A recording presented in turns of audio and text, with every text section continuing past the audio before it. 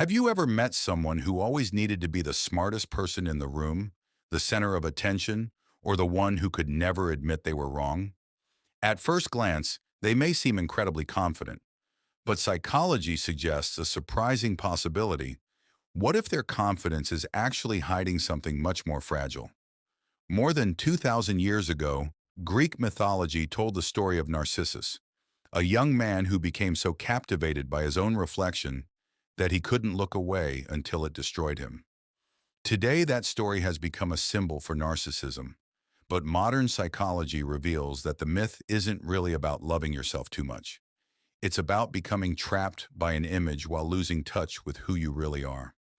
One of the biggest misconceptions is that narcissism simply means being arrogant or self-obsessed. In reality, narcissism exists on a spectrum.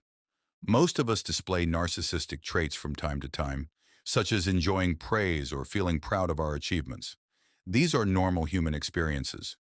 Narcissistic personality disorder, however, is a clinical condition involving an inflated self-image, a constant need for admiration, and significant difficulty empathizing with others. It affects only a small percentage of the population and should never be confused with ordinary confidence. Psychologists generally describe two main forms of narcissism.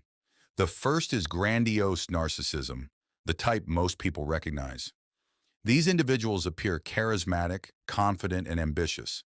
They often seek status, power, and admiration, and they may dominate conversations or exaggerate their accomplishments. But beneath that confidence lies a fragile sense of self that depends heavily on external validation.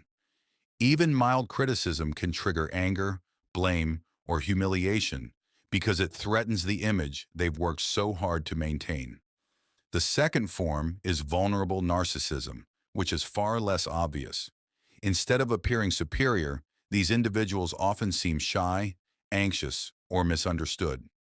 They crave recognition, but fear rejection, making them extremely sensitive to criticism. They may withdraw from relationships, hold grudges, or quietly believe that others fail to appreciate their uniqueness. Although these two types look very different, they are driven by the same underlying fear. What if I'm not enough? So where does narcissism come from? There isn't a single cause. Research suggests it develops through a combination of genetics, personality, and childhood experiences. Some children receive affection only when they succeed, teaching them that love must be earned through achievement. Others are excessively praised without learning resilience or accountability, leading them to believe they are exceptional regardless of their behavior. Emotional neglect can also play a powerful role. When children grow up feeling unseen or emotionally unsafe, they may create an idealized version of themselves as protection against feelings of shame and insecurity. This is why psychologists often describe narcissism as a defense mechanism rather than genuine self-love. The grand image isn't there because the person feels superior. It's there because the alternative, feeling insignificant, rejected, or deeply flawed, is too painful to face. In many ways, narcissism isn't just a mask worn for the world. It's a mask worn for the person behind it. But if the mask exists to protect someone from shame, what happens when that protection is suddenly threatened? What happens when admiration disappears, criticism arrives, or relationships begin to fall apart? To answer that, we need to step inside the narcissistic mind itself. When a narcissistic person is criticized, most people assume they're simply overreacting. But psychologically, something much deeper is happening. Healthy self-esteem allows us to separate our mistakes from our identity. A narcissistic mind often cannot. Instead of hearing, "You made a mistake," they hear, "You are worthless."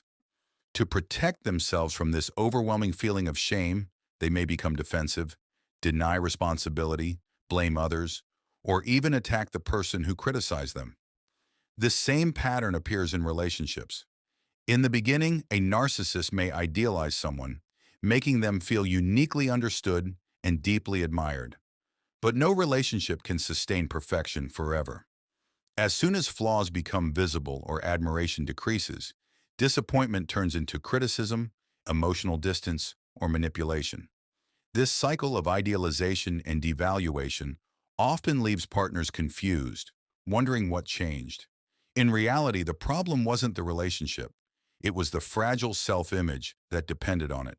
Because narcissism is so misunderstood, several myths continue to spread.